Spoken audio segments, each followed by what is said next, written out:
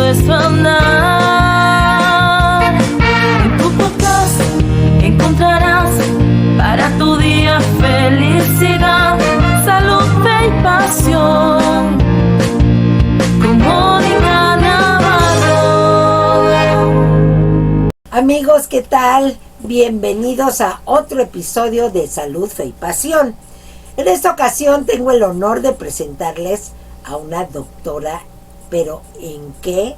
En espiritualidad, en un ministerio de espiritualidad. Estamos en esta época de Semana Santa, de Domingo de Resurrección, donde la gente medita a través de la pasión y muerte de Cristo y refleja sus vidas, sus experiencias, sus buenos actos y también sus pecados de una manera de mayor reflexión al final de la Cuaresma, según los creyentes católicos y cristianos. Por eso he dedicado este podcast para que una experta nos hable de la importancia que tuvo este episodio tan grande del Salvador del mundo. Se llama su tesis doctoral El camino hacia Getsemaní hasta la tumba vacía. Ella escogió este tema y nos va a explicar por qué. La doctora Ana Laura López Pulido está aquí con nosotros y nos va a decir por qué escogió ese tema que tiene un trasfondo muy importante en la actualidad sobre el suicidio. Un tema que ya se salió de las manos entre los jóvenes. Un tema que está acabando con la humanidad, con los pensamientos negativos de muchas personas, adultos, hasta niños de 9 años, a través de ser víctimas de bullying y de otros factores en su entorno familiar, piensan a veces de quitarse la vida. Gracias por estar aquí, Ana Laura, es un placer. ¿Por qué escogiste este tema de tu tesis doctoral? Gracias, Mónica, por tenerme aquí y es un honor también para mí. Elegí este tema porque el suicidio ha sido parte de mi vida y de mi historia familiar. Entonces, más que yo elegir el tema me eligió a mí, el suicidio me eligió a mí. Perdí a mi madre por suicidio en mayo del 2015. ¿Por qué? ¿Qué tipo de pensamientos tenía? Tenía ella ya 2 años sufriendo de depresión clínica. Fue bastante doloroso para nosotros ver cómo una mujer tan vívida, tan alegre, tan fiestera, se fuera apagando poco a poco. Hubieron muchos factores al respecto. El suicidio es una enfermedad multifacética que hay que entenderla de manera holística. Y así fue como sucedió con mi mamá, hasta que murió el 17 de mayo. ¿Se atendió su depresión y no fue posible salvarla? Fue atendida desde el ámbito psiquiátrico, desde el ámbito neurológico. También yo lo intentaba, yo estaba en grupos de iglesia, yo soy católica, entonces también pedía grupos de oración que estuvieran con ella y aún así no se pudo lograr, ¿no? ¿Platicaste con ella? ¿Ella te decía ya no quiero vivir? ¿Alguna vez te lo mencionó? Ella más bien me mencionaba que ya no veía futuro. Esa fue la distintiva, ya no había esperanza en ella. Creía que las cosas no iban a cambiar. Y poco a poco con mi tesis doctoral entendí la parte neurológica y biológica que está entrelazada con la enfermedad y pude entender de dónde venía su desesperanza. ¿Por qué incluyes a la espiritualidad y principalmente ese pasaje de lo que vivió en la tierra Jesús? Porque considero que las personas que están atravesando por este episodio de crisis de suicidio, incluyendo pensamientos suicidas y atentos para morir así, es un sufrimiento que solo el que lo ha vivido experimenta el dolor psíquico, emocional, físico y también espiritual de lo que es tener esta enfermedad. Y el único que puede entenderlo, quien no ha estado ahí, el único que sí lo puede entender es Jesús. Porque Él mismo en su propia vida experimentó esta experiencia de tanto dolor, un dolor interno y profundo, que al final es el único que lo comprende, que lo acompaña y que lo transforma. ¿Crees que tiene un trasfondo biológico el suicidio? Porque he sabido de muchísimos casos, uno personal de un amigo mío, Sandy Robertson, espero que esté en el cielo. Su padre se suicidó y después él, años después, también se quitó la vida. ¿Crees que pueda haber una relación biológica? Sí, totalmente. Y por esa misma relación biológica ya no se dice se suicidó o se mató, sino murió por suicidio o colapsó por suicidio. Como enfermedad. Es una enfermedad. Exacto. Ya está comprobado científicamente que el suicidio es una enfermedad. No es una opción deliberada de la persona, es una enfermedad. Así como hay gente que muere por cáncer y que muere por diabetes y que muere por cirrosis y que muere por otras enfermedades, la gente también muere por suicidio y hay razones de trasfondo fisiológicas que lo explican. ¿Cómo funciona el cerebro, neurológicamente hablando, para que una persona muera por suicidio? Se ha descubierto que haciendo estudios en personas que han muerto por suicidio, cuando les hacen autopsia y estudian los cerebros, se dan cuenta que hay una disfunción en la corteza prefrontal, que es la que tenemos en medio de nuestras cejas. Esa corteza prefrontal, al estar disminuida, no funciona de manera óptima. Hay 3 neurotransmisores que entran en esta corteza, que es la dopamina, la serotonina y la norepinefrina. Cuando estos no funcionan en los niveles óptimos, tendemos a la desesperanza, a la desinhibición, a la agresividad, a no ver un futuro, a no tener control en nuestras emociones, a un dolor psíquico, a no tener gusto ni placer por vivir. Entonces, cuando mueren por este suicidio, es porque hay un factor o factores detonantes que vienen desde la niñez y también en la genética. Hay 7 genes más que nos predisponen a esta enfermedad quienes tenemos historia de suicidio en la familia. Tenemos 30% de probabilidad más de morir por esta enfermedad que por cualquier otra. Lo mismo que hay predisposición con el cáncer, con la diabetes y con otro tipo de enfermedades. Entonces, en conclusión, sí es una enfermedad. Y puede ser genética. Y puede ser genética. Sin embargo, no quiere decir que nos tenemos que quedar ahí. Existe algo que también la ciencia ahora llama epigenética, que es decir, podemos transformar cómo nuestro ADN se expresa. Entonces, en esta epigenética y en la neuroplasticidad, que también se ha descubierto que el cerebro no se queda estático, que puede tener cambios, claro. Y de hecho la corteza prefrontal no se acaba de desarrollar hasta los 30-32 años, que ha sido la última información que salió a finales del año pasado. Antes se creía que eran los 24-22 años. No, ahora hay estudios que comprueban que todavía más tarde se desarrolla la corteza prefrontal.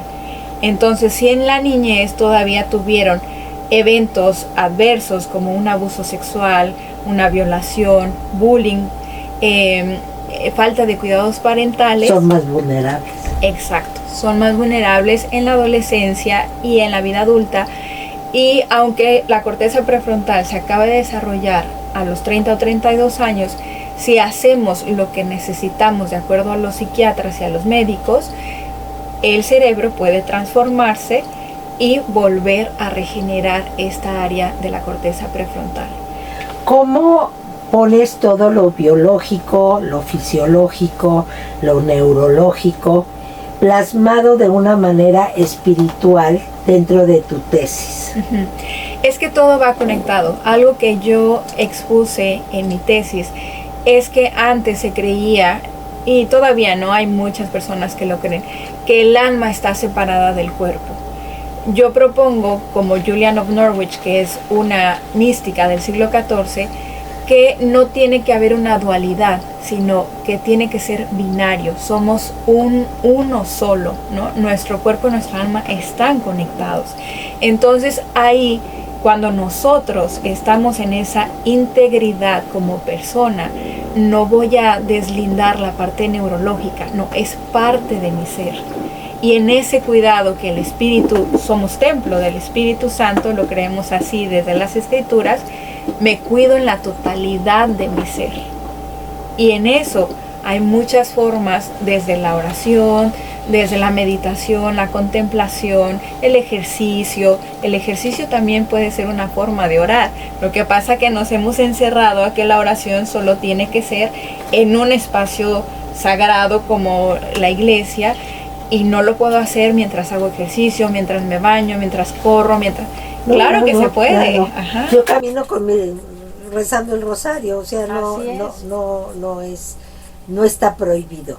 Pero tú podrías considerarte parte de esa estadística del 30% de personas más vulnerables a cometer suicidio porque tu madre se suicidó. Definitivamente. Y no nada más porque mi madre muere por suicidio, sino porque en la familia han habido más suicidios. Por ejemplo, ¿Tú intentaste quitarte la vida? si yo intenté morir por suicidio, le repito, el lenguaje ya es diferente porque es una enfermedad, entonces también hay que a invitar a la gente a hacer conciencia de esta enfermedad. Exacto. Porque también cuando nosotros decimos, tú intentaste matarte, intentaste quitarte la vida, ya estoy poniendo un juicio a la persona, ya la estoy etiquetando, ¿no? Tú no quieres vivir, tú no quieres hacer esto. Y más dentro de la fe católica, porque eso es un sacrilegio, es un pecado mortal, tratarte de tú mismo de quitarte la vida. ¿Cómo haces este tipo de paralelismo, podríamos decirlo, siendo tú católica y hablar, porque ya lo consideras no como un acto, ¿verdad? De acto consciente, Sí, no es consciente. sino que es una enfermedad? Sí. ¿Por qué tú llegaste hasta ese punto? Es una conclusión a la que llego dado todos los estudios que realicé, la investigación, de darme cuenta que justamente el cerebro no actúa de forma consciente, ¿no? ¿Por qué? Porque la persona no reacciona en los niveles de estrés cuando está enferma de la misma forma que alguien no lo está. Es como en un campo de guerra. Todos los que están ahí, ¿acaso todos mueren por suicidio porque vivieron la guerra? ¿Todos los veteranos mueren por suicidio? No, solo algunos. Y todos atravesaron por este episodio traumático. Claro. ¿Por qué? Porque no para todos el cerebro está funcionando de forma igual. Entonces, al no tener una capacidad consciente, ¿cómo catalogarlo como pecado mortal? La iglesia nos dice, el código canónico, para que sea un pecado mortal tiene que ser un acto consciente y deliberado. Cuando hay algo que no te permite ser consciente porque tu cerebro no está funcionando igual, ¿cómo es consciente? Entonces no puede haber pecado mortal, porque no hay conciencia, porque están enfermos. ¿O quién condena a alguien que muere por cáncer? ¿O a alguien que muere por diabetes? ¿Lo condenas porque está enfermo? Claro que no. No. ¿Qué te llevó a decir no lo voy a hacer? Sí, pensar en mi sobrina, eso fue. Mi sobrina en ese entonces tenía 1 año y medio, y cuando yo estaba pues a punto de morir, intenté morir por ahorcamiento, no pude. Pensé en ella y todas las mañanas ella llegaba a tocar el cuarto y a decirme, no, Ana, vamos a jugar. Y yo decía, cuando ella toque el cuarto y nadie responda y entre una niña de 1 año y medio, ¿va a ver esta escena? Dije, no puedo. Fue en un nanosegundo en que dije, no. De ahí una amiga religiosa me marcó, salí con ella para llevarla en un traslado, me detuve a observar la naturaleza y fue cuando dije, no, Señor, le voy a echar todas las ganas, como decimos en México, y voy a salir adelante y vale la pena vivir. Ahí empezó mi cambio. Sabemos que llevas 7 años tú, no solamente previniendo este tipo de enfermedad como morir por suicidio, sino también la sobrevivencia de los que intentaron morir por suicidio. ¿De qué manera tu tesis sirve para estas personas? Sí, para cuando trabajo en prevención, lo que hablo también es, no solo necesitamos de una actividad, por ejemplo, no solo necesitamos de hacer ejercicio, necesitamos, habla un psiquiatra, Van der Kolk, en el libro The Body Keeps the Score, que necesitamos al menos 5, integrar 5 actividades en nuestra vida. Entonces, por ejemplo, si hago ejercicio, ¿qué tipo de ejercicio? ¿Cómo lo debo de hacer? Si voy a hacer oración, si voy a trabajar en comunidad, la familia, si voy a meditar. Entonces, al menos 5 actividades. En mi tesis expongo que se necesita para la prevención trabajar en todos estos campos de manera holística, de manera integral con otras profesiones. Y para la posvención, que es el acompañamiento a los familiares que ya perdieron a alguien por suicidio, también en esta línea. ¿Por qué? Porque cuando un familiar muere por suicidio se genera un trauma. La diferencia entre un proceso de duelo por alguien que muere de lo que conocemos de manera ordinaria como una enfermedad natural, que también el suicidio debería considerarse como tal, pero por ejemplo cuando alguien muere un familiar por vejez o porque está muy enfermo, el proceso de duelo después de no es traumático. Cuando hay un suicidio sí lo es. Esa es la gran diferencia, y más si encontraron al familiar. Entonces hay que trabajar con la persona en posvención como si tuviera un PTSD, ¿no? Y abordarlo, Sí. un estrés postraumático, Síndrome de estrés postraumático. y abordarlo desde ahí. Okay. Claro. Me parece muy interesante que, como tú dices, es una manera integral. Tienes que tener tus buenos hábitos, tus hobbies, tu creencia, tu espiritualidad y la parte fisiológica del deporte y la nutrición, todo junto. Y medicamento cuando haya la necesidad, que en la mayoría de los casos así es. Así es. Sin embargo, mucha gente está negada a recibir esa ayuda. ¿De qué manera tú estás utilizando esta tesis para verdaderamente llegar a los corazones de mucha gente que ojalá nos esté escuchando y diga, bueno, no nada más ahora en Semana Santa, hoy Viernes Santo, o Domingo de Resurrección, sino que durante todo el tiempo sepamos integrar nuestra espiritualidad con la vida cotidiana? ¿Qué tan importante es eso? La espiritualidad debería ser como el comer todos los días, ¿no? Así como necesitamos comer, bañarnos, dormir todos los días, necesitamos esta conexión y relación con Dios todos los días, porque es la fuente de la vida. Él es el que nos puede llenar de esperanza, Él es el que transforma nuestra vida de raíz. Entonces, si yo no estoy bebiendo de esta fuente de agua viva, me estoy quedando corto. No vibro igual con la vida. Y como tú dices, no somos uno, alma y cuerpo. Sí. Y no estás alimentando tu alma si no tienes espiritualidad. Y eso se va decayendo. Claro. Como si no alimentaras tu cuerpo de la misma manera. ¿Cómo relacionas para todas las personas que no son católicas o cristianas?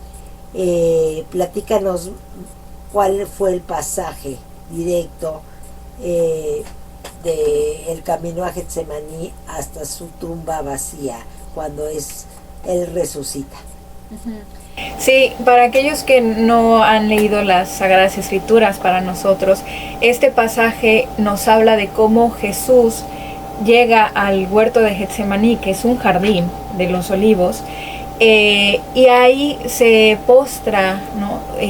Se flexiona a orar, porque venía un sufrimiento mayor para él, ¿no? Algo, cuando nosotros vamos a atravesar o que vemos como apenas que algo está viniendo, o algún diagnóstico o algún síntoma, por ejemplo, cuando hay cáncer, ¿no? Que se siente una bolita y entonces ya estamos predisponiéndonos. Así Jesús sabía que algo venía, ¿no? Algo estaba pasando. Entonces viene este sufrimiento en él, de decir, si es posible que no tome yo de esta copa, que yo no pase, pero que sea tu voluntad y no la mía. Y en esa confianza en su Padre, que es a lo que estamos invitados a confiar, él camina y se entrega, porque se entrega voluntariamente a las autoridades del Sanedrín en ese momento y después a Poncio Pilato, al gobernador romano en ese entonces, y vive en profundo silencio porque no lo escuchamos hablar mucho en ese momento. Su pasión. Pero yo considero que desde una confianza en Dios y en la cruz, que es cuando ya lo crucifican como si fuera un ladrón, como si fuera alguien malhechor, en esa época era lo que se utilizaba para castigarlos, él entrega su espíritu al Padre. Y duda, y porque duda que el Padre, que Dios lo abandona. Por tanto dolor. De tanto dolor. Hasta él mismo, si Jesús dice, Padre, ¿por qué me has abandonado? Es muy importante que la gente reflexione en esa frase que da Dios, en esa palabra. Decimos las 7 palabras, pero la palabra no. Y después de eso yo siento que el Padre le habla a él y le dice, yo nunca te he abandonado. Claro, ¿verdad? Pero es que también hay que saber que Jesús, completamente hombre, humano, sí, vive lo que nosotros experimentamos. Exacto. Entonces también nosotros nos podemos identificar con esas palabras. Y en el dolor pareciera que estamos abandonados por Dios. ¿Qué quisieras tú dejar en esta entrevista? Dejar algo que impacte verdaderamente a todas las personas que de una manera u otra han pensado, ¿verdad?, en morir por suicidio. Que hay esperanza, que se puede salir de la enfermedad, que se puede transformar, que yo soy vivo testimonio de eso, que mi vida ha sido transformada, tocada por el suicidio de forma externa y de forma interna, pero que hoy día puedo estar aquí sentada contigo platicando de este tema, porque Dios y todo lo que Dios me ha permitido vivir en este camino doloroso de transformación hasta la vida resucitada, hoy puedo dar testimonio de que Dios existe y Dios cambia vidas. Y claro, hay que también hacer nuestra parte, ¿no? Claro, porque Él nos da libre albedrío, amigos. Sí. Él nos dice, haz lo que tú quieras, pero si sientes el apoyo de Él, ¿verdad?, con su mano nos puede salvar. Sobre todo porque en todo este camino doloroso yo nunca me sentí abandonada y sola. Siempre sentí que el único que me podía entender era Él. Entonces yo lloraba con Él, yo le gritaba a Él, yo le peleaba a Él, todo lo viví con Él. Después de esos pensamientos que tuviste, que afortunadamente no llegaron a ser acciones, ¿es una constante lucha o te liberaste totalmente? Hay momentos, por ejemplo, ahora que defendí mi tesis, el nivel de estrés fue muy alto. Por más que uno le dice al cuerpo, todo está bien, tranquila, yo seguía entrenando en el gimnasio, seguía haciendo los hábitos que yo sé que me ayudan a alimentarme bien, mantener comunicación con una red de apoyo, todo lo que yo sé. Pero el cortisol llegó a un nivel tan alto que empecé a tener síntomas de depresión. Y dije, a ver, ¿qué está pasando en mí por el nivel de cortisol? Entonces ahí es cuando volví a caer en la cuenta y dije, es que yo tengo una predisposición. Esa no la puedo evitar. Lo que sí puedo hacer es dobletear todo lo que yo sé que puedo hacer. La oración, el ejercicio, metí más peso, cambié todavía más mis hábitos alimenticios, empecé a estar más presente para lo que estaba viviendo en mi vida ordinaria. Y en 2 semanas yo ya estaba bien. Pues se va a convertir esto en un libro muy famoso, esperamos. Primero Dios, sí, esa ¿Para es la cuándo? intención. Yo espero que para a más tardar a finales de año ya tenga el libro, porque es hacer una transición de la tesis, que no sea tan un lenguaje tan mecánico, hacerlo más didáctico, como bien mencionas, y poderlo publicar a finales de año, primero Dios, ¿verdad? Pues muchas bendiciones. ¿Dónde se puede comunicar la gente? ¿Estás abierta al diálogo con alguna persona que te necesite? ¿Dónde te pueden buscar?